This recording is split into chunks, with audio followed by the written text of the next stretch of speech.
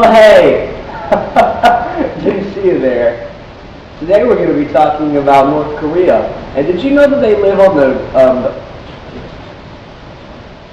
Wait, we're not talking about North Korea? So what are we talking about? Oh, that's why Molly emailed me. Alright, okay, go. But, sir, go! Now, and bring me a snack while you're at it. Interns. Anyway, we're going to be talking about the Aboriginals of Australia and the effects of European colonization. Fun fact, did you know the Europeans colonized Australia in 1786? And there was a full British settlement in 1788. Anyway, get up. Leave. And, oh hey, these aren't the snacks I wanted. But you just said leave. You wanted to leave, but leave. And give me the snack now. I've worked here for 5 years. Shut up. You need me to cut my hair. Go home. You're fired. Actually, stay here. I really like you. Alright, let's go.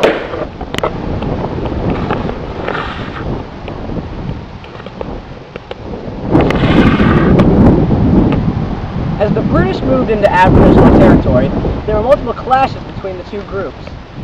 At the same time, this introduced new diseases to which the Aboriginals had no immunity towards.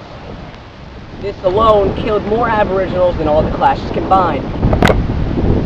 As the British moved inland, they destroyed lands, economic activities, 200 to 300 indigenous languages, and sacred sites to the Aboriginals. The Aborigines were pushed off their homelands. They lost their livelihood. And not only that, but almost all of them became poor and dependent on the helpfulness of Europe.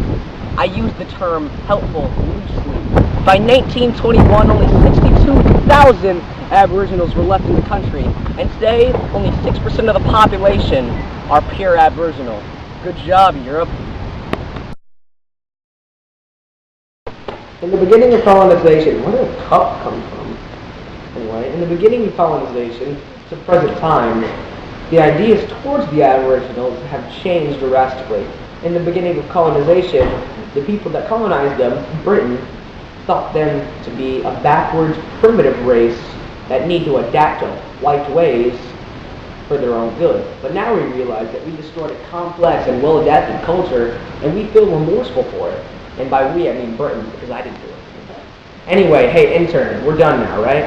No, sir. Ugh! I'm just kidding, sir. April Fools. Yeah, alright. It's not April.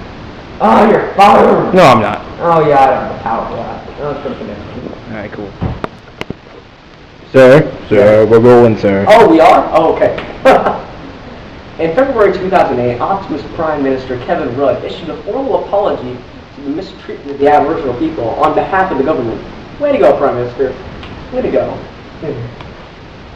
In 1962, Aboriginal national voting rights were passed. In 1970, the assimilationist policy, which is long-standing, was abolished. In 1976, the Aboriginal Land Rights Act, which gave the Aboriginals rights to the Northern Territory, was passed. In 1992, the idea saying that Australia was empty before the British came was abolished by the Australian High Court. Hooray! Woo! Foes. Europeans in the beginning mistreated the Aboriginals, going so far as to steal their children and modernize them into white ways. Woo! Friends. Australian government passed the 1960s helped get the Aboriginals back on their feet by putting policies to help and abolishing policies that hindered. Woo!